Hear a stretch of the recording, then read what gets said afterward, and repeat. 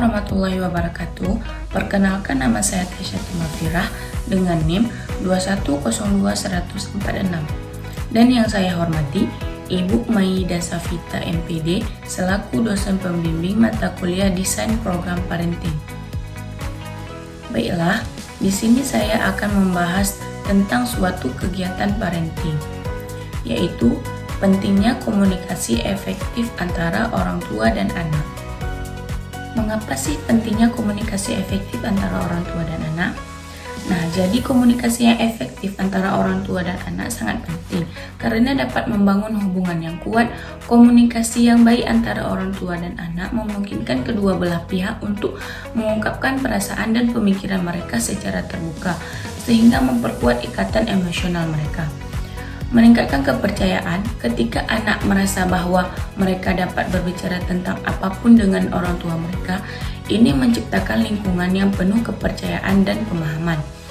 Mendidik dan membimbing. Orang tua adalah guru pertama yang paling penting bagi anak.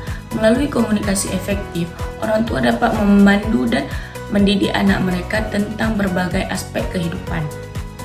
Mengembangkan keterampilan sosial. Dengan berkomunikasi secara efektif dengan orang tua, anak belajar bagaimana berinteraksi dengan orang lain yang penting untuk kehidupan sosial mereka di masa depan. Mencegah masalah perilaku. Komunikasi yang baik membantu mendeteksi dan mengenai masalah perilaku sebelum mereka menjadi serius, dan meningkatkan rasa percaya diri. Anak yang merasa didengar dan dimengerti oleh orang tua mereka cenderung memiliki rasa percaya diri yang lebih tinggi. Selanjutnya, bagaimana komunikasi yang baik dapat membantu anak merasa didengarkan dan dipahami. Komunikasi antara orang tua dan anak yang baik dapat membantu anak merasa didengarkan dan dipahami dengan cara mendengarkan dengan empati. Orang tua harus mendengarkan apa yang ingin dikatakan anak dengan penuh perhatian dan empati. Ini menunjukkan pada anak bahwa apa yang mereka katakan penting dan berharga. Menghargai pendapat anak. Orang tua harus menghargai pendapat anak, bahkan jika mereka tidak setuju. Ini memberi anak rasa kepercayaan dan menghargai pemikiran mereka. Membangun bahasa yang mudah dimengerti. Orang tua harus berkomunikasi dengan anak menggunakan bahasa yang mudah dimengerti oleh anak. Ini membantu anak merasa lebih nyaman dan memahami apa yang ingin disampaikan oleh orang tua. Menghindari hukuman atau kritik. Orang tua harus menghindari hukuman atau kritik yang berlebihan saat berkomunikasi dengan anak. Ini dapat membantu anak merasa tidak aman dan tidak didengarkan, serta menyediakan waktu khusus untuk berbicara. Orang tua harus menyediakan waktu khusus untuk berbicara dengan anak. Ini menunjukkan pada anak bahwa mereka adalah prioritas dan bahwa pendapat mereka penting. Menunjukkan empati dan penerimaan. Orang tua harus menunjukkan empati dan penerimaan terhadap perasaan dan pemikiran anak. Ini membantu anak merasa didengarkan dan dipahami. Dengan melakukan hal-hal ini, anak akan merasa bahwa mereka didengarkan dan dipahami oleh orang tua mereka, yang akan membantu mereka dalam mengembangkan rasa percaya diri dan keterampilan komunikasi yang baik pada anak. Apa saja yang harus dilakukan orang tua untuk membantu anak belajar berkomunikasi secara efektif? Yang dapat orang tua lakukan untuk membantu anak belajar komunikasi secara efektif yang paling utama itu adalah menjadi model yang baik. Anak seringkali belajar dari apa yang mereka lihat. Oleh karena itu, orang tua harus berusaha untuk selalu berkomunikasi dengan cara yang efektif dan positif. Mendengarkan dengan penuh perhatian. Orang tua harus selalu mendengarkan apa yang ingin dikatakan anak dengan penuh perhatian. Hal ini akan menunjukkan kepada anak bahwa yang mereka katakan penting dan berharga. Memperhatikan komunikasi dua arah. Komunikasi tidak hanya tentang berbicara, tetapi juga tentang mendengarkan. Orang tua harus memperhatikan komunikasi dua arah dengan anak mereka, yang berarti mereka juga harus mendengarkan dan merespon apa yang dikatakan oleh anak, serta mengajarkan empati. Orang tua harus mengajarkan anak mereka tentang pentingnya empati dalam komunikasi. Hal ini dapat dilakukan dengan membantu mereka memahami perasaan orang lain. Menghargai dan menghormati pendapat anak. Orang tua harus menghargai dan menghormati pendapat anak. Bahkan jika mereka tidak setuju, ini akan membantu anak merasa percaya diri dalam menyampaikan pendapat mereka. Mengajarkan keterampilan komunikasi nonverbal. Keterampilan komunikasi nonverbal seperti kontak mata, bahasa tubuh, dan ekspresi wajah juga penting dalam berkomunikasi efektif. Orang tua bisa membantu anak mengembangkan keterampilan ini. Memberikan umpan balik yang konstruktif. Orang tua harus memberikan umpan balik yang konstruktif kepada anak tentang cara berkomunikasi. Ini akan membantu anak mereka belajar dan tumbuh berkembang. Di slide keempat, seperti apa komunikasi yang baik antara orang tua dan anak dapat membantu mengatasi masalah yang mereka hadapi. Membantu anak belajar berkomunikasi efektif. Anak belajar bagaimana berkomunikasi efektif dengan melihat apa yang dilakukan orang tua mereka. Ini membantu anak dalam mengekspresikan perasaan dan pemikiran mereka dengan lebih baik, membantu anak merasa didengarkan dan dipahami. Dengan komunikasi efektif, anak merasa didengarkan dan dipahami, yang dapat mengembangkan penilaian positif dan penghargaan terhadap diri mereka sendiri, memahami perasaan, ide, dan kebutuhan anak.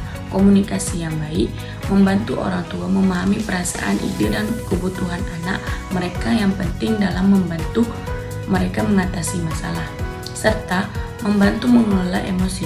Komunikasi yang baik antara orang tua dan anak juga membantu dalam mengelola emosi saat berinteraksi, yang penting dalam mengatasi masalah emosional. Menghargai dan menghormati anak. Dengan komunikasi yang baik, orang tua dapat menunjukkan penghargaan dan kepercayaan kepada anak, yang penting untuk meningkatkan rasa percaya diri anak dan membantu mereka mengatasi masalah.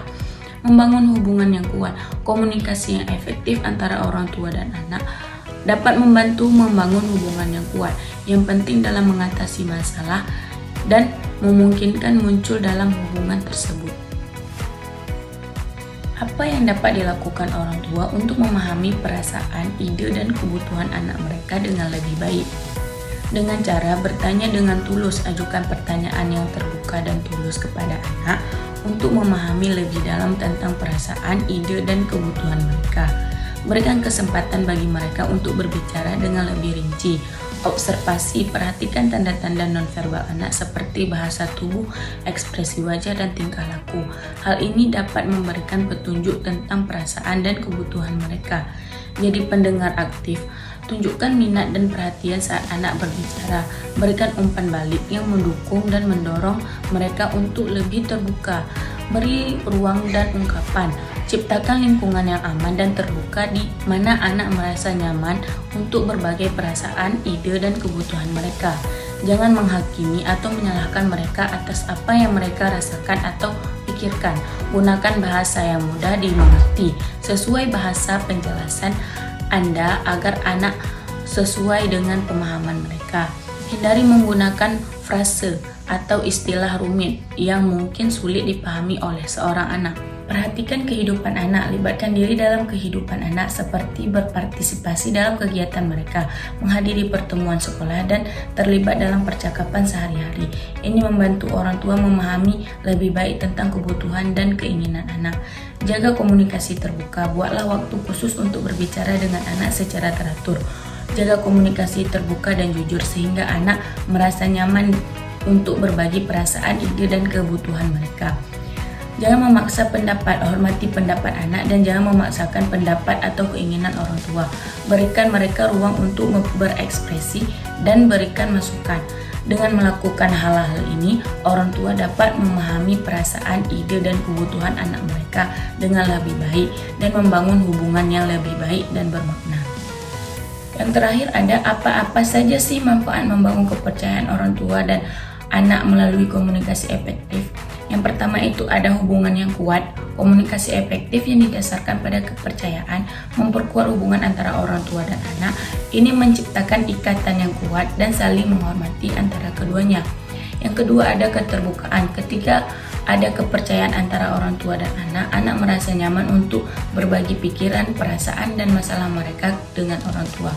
Mereka merasa didengarkan dan dihargai, sehingga memungkinkan komunikasi yang lebih terbuka dan jujur. Yang ketiga ada dukungan emosional.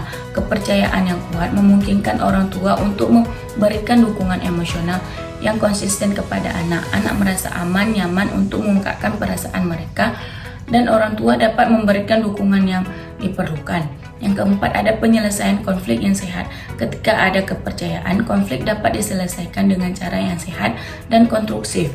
Orang tua dan anak dapat berkomunikasi dengan jujur dan terbuka, mencari solusi bersama, dan mencapai pemahaman yang lebih baik. Yang kelima, ada membangun rasa percaya diri. Dalam lingkungan yang penuh kepercayaan, anak merasa didukung dan dihargai. Ini membantu dalam membangun rasa percaya diri anak, sehingga mereka merasa lebih percaya diri dalam berkomunikasi dan menghadapi tantangan dalam kehidupan. Yang keenam, ada pembelajaran dan pertumbuhan. Melalui komunikasi yang efektif dan kepercayaan, anak dapat belajar dari pengalaman dan pengetahuan orang tua. Mereka merasa nyaman untuk mencari bimbingan dan nasihat yang membantu dalam pertumbuhan dan perkembangan mereka. Yang ketujuh, ada mengatasi masalah. Ketika ada kepercayaan, anak merasa nyaman untuk berbicara tentang masalah yang mereka hadapi kepada orang tua. Orang tua dapat memberikan dukungan, saran, dan bimbingan yang diperlukan untuk mengatasi masalah tersebut. Yang terakhir, ada membangun komunikasi efektif. Kepercayaan adalah dasar dari komunikasi yang efektif antara orang tua dan anak. Dengan membangun kepercayaan, komunikasi menjadi lebih terbuka, jujur, dan saling mendukung. Membangun kepercayaan melalui komunikasi efektif adalah investasi penting dalam membangun hubungan orang tua dan anak dan memberikan manfaat jangka panjang bagi perkembangan dan kesejahteraan anak. Pagi tergesa-gesa, sepanjang hari tidak ketemu anak, sore tergesa-gesa juga, malam apalagi. Jadi yang mulia, kita nggak kenal diri kita siapa. Kalau kita nggak kenal diri kita siapa, bagaimana mungkin kita kenal anak kita satu-satu? Iya, kalau 2, 8. Jadi kita nggak pernah menyapa keunikan anak kita, dan kita nggak jelas mana yang kita penuhi kebutuhannya kah atau kemauannya. Lalu nggak sempat kita membaca bahasa tubuhnya, konon memahami perasaan, punya waktu mendengar aktif. Kalau kita bicara, kita menggunakan 12 gaya populer: memerintah, menyalahkan, meremehkan, membanding-bandingkan, mencap, menasihati. Bukan tidak boleh menasihati, tapi jangan menasihati ketika emosi sedang bermasalah. Jadi dari pembahasan tadi dapat kita ambil kesimpulan komunikasi efektif antara orang tua dan anak sangat penting karena anak dapat belajar berkomunikasi efektif dengan melihat apa yang dilakukan orang tua. Ini membantu mengembangkan keterampilan komunikasi mereka. Komunikasi efektif membantu anak merasa didengarkan dan dipahami, yang dapat menumbuhkan penilaian positif dan penghargaan terhadap diri mereka sendiri. Komunikasi yang dapat menumbuhkan kepercayaan antara orang tua dan anak yang sangat penting dalam membangun hubungan yang sehat. Komunikasi yang efektif juga dapat memperkuat hubungan keluarga dan memberikan dampak psikologis yang positif bagi anak. Cara berkomunikasi antara orang tua dan anak tentu berbeda, tergantung pada usia anak. Itulah mengapa penting untuk menyesuaikan cara komunikasi dengan tahap perkembangan anak. Baiklah, hanya sekian pembahasan dari saya. Lebih dan kurang saya mohon maaf. Assalamualaikum warahmatullahi wabarakatuh.